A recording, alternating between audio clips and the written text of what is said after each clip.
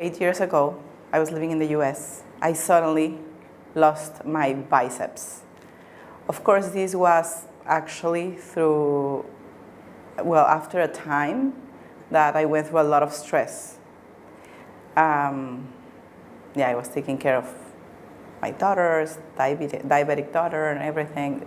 A lot of things happen in our lives. So that triggered what happened to me. I lost the biceps, and the doctors took 6 months to tell me what was going on with me, because it was not only the biceps. I could not lift myself. I lost strength from being super athletic to being not able to walk for like 5 minutes because I was exhausted. And then I was in a Zumba class, dancing. Like, I used to dance for an hour, burn like 400 calories, like crazy African moves and everything. And suddenly when I went back to my class, I could not move. I was like so weak. So then I was running in the gym, and 1 minute, and I could not sustain my legs. It felt so tired, like if I was running a marathon, but it was just 1 minute. So my husband actually told me that maybe I was getting depressed, because we did go through a lot of things. So I was like, no, I'm not unhappy. I'm just weak. My body is weak, not me, my body. And then, I went to the doctor, and the doctor said, oh, you need to do more exercise, do more gym. And I'm like, no, I can't lift my arm. So he said, no, you have to try. So I went to the gym, and I tried, and I could not lift my arm, nothing with my arms. This arm. And then, so I went from the neurologist in Greenwich, Connecticut to, they sent me to the rheumatologist, to so many MRIs of my arms, my back, my brain. I was really scared. I didn't know what it was. Then they sent me to Columbia University, where they diagnosed me with Facioscapulohumeral muscular dystrophy. It's a weird condition. So I have no idea what that was. I learned that it was a genetic condition. Nobody had it in my family. Maybe my mom had some symptoms, but she passed away before she knew what was going on with me, fortunately. And then from then on, the instructions were, okay, you can't exercise much, because if you exercise, you are not going to build any muscles. You're going to waste your muscles. So if you start exercising and you feel the burn, then stop, because you're burning your muscles. You're not building any muscle anymore. So, well, okay. So of course I went to the gym, and I was so tired. Like, now I know it's called chronic fatigue. That is kind of part of the muscular dystrophy. So there were days that I could not really do my normal life, because I had to be on the couch, or in the bed all day. Like, really, it was so tiring. Anyway, so I tried to do my normal life with taking care of my daughters, taking care of my family and everything, but I had no idea exactly how to manage my care. So then we moved from Washington, D.C. to Maryland, and I went to Johns Hopkins. And the same, so the neuromuscular team there just continue the follow-up. But my follow-up says, there is no medication for FSHD. There is no medication and nothing to do. So every year, I felt like they were only recording my deterioration. I was deteriorating every year. I put on weight a lot because I had to stop doing exercise, so I'm 20 kilograms more than when I was diagnosed. Well, now it's because I live in Spain, but at that time it was really because I couldn't exercise. So, and I used to be very athletic, so my whole body was kind of getting used to it.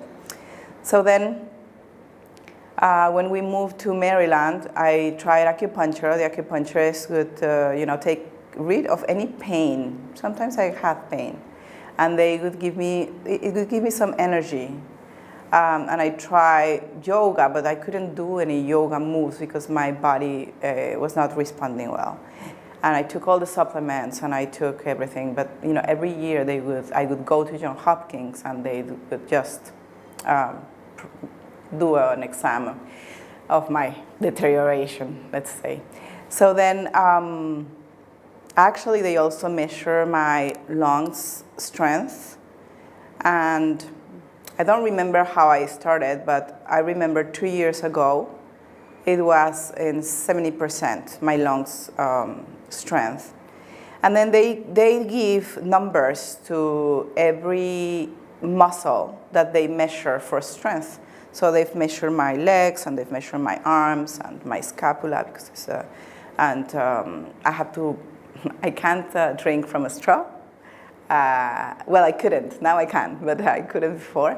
And blow a balloon, because it's very difficult with the condition in the mouth. My dad was sick in Mexico, so I had to go, but he was 90 years old already, so I didn't think I was going to make it.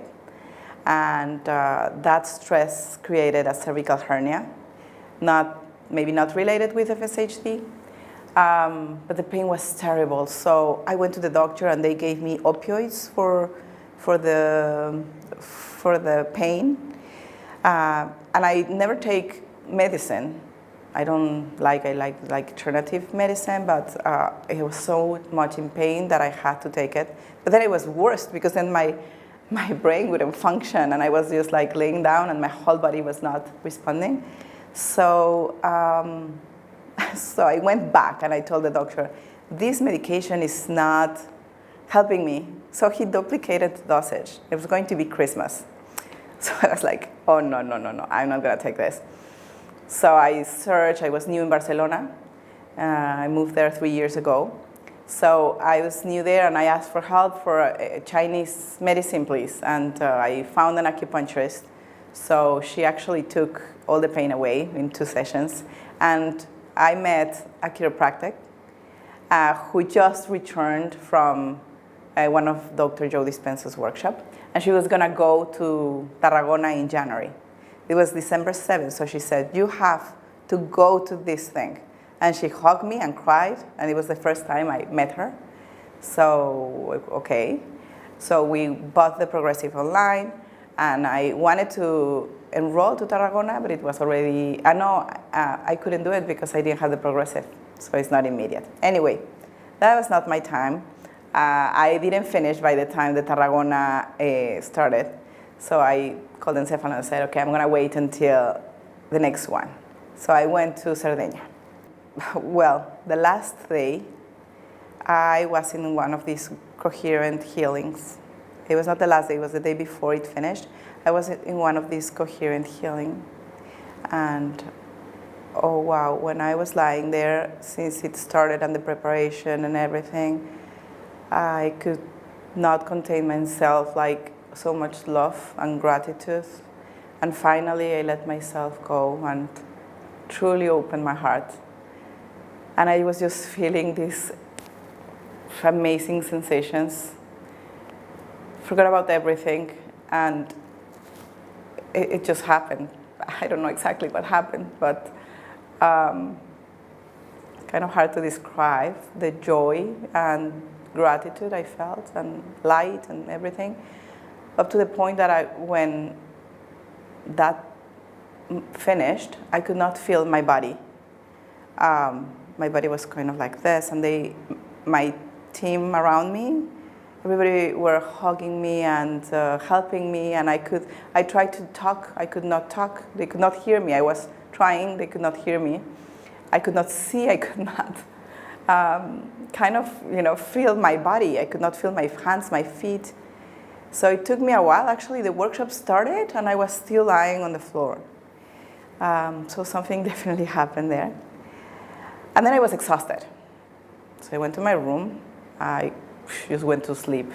So the next day, we came into the room and started dancing, right? And then I was jumping, and I was moving my arm that I could not move in 8 years. I was just moving it just like this because I didn't have a biceps. So I started moving my arm, and I could not contain the joy and the gratitude and myself. So I started just crying, and my team leader came to me, hugged me, his Rob. And I was crying like a baby of gratitude and joy and everything. I kept doing the work. I started to feel better.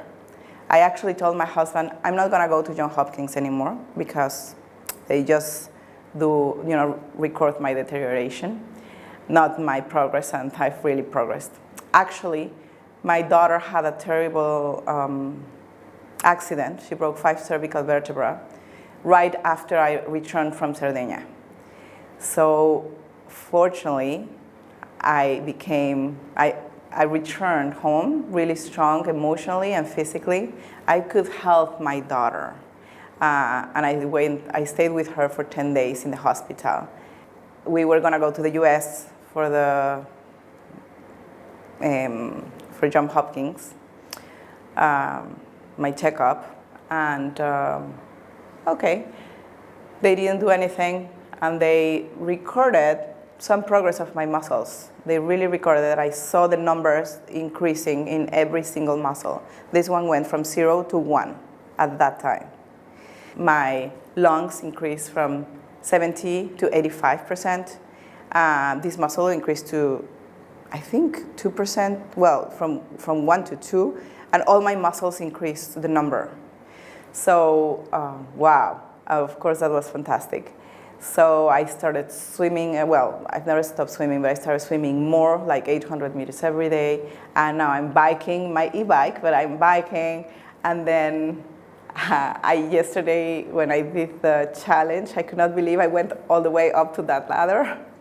And that's how I decided to give my testimony, because I couldn't have done it when I started. I was almost in a wheelchair. I mean, my family would take me, we'd go to Disney, and I had to go in a wheelchair because I could not, my body was so weak. And now I don't get the fatigue anymore since I met Dr. Joe. I really want to share the voice, not to be discouraged by what doctors said, because what we can achieve, as Dr. Joe says, is way, way more than what we can think of.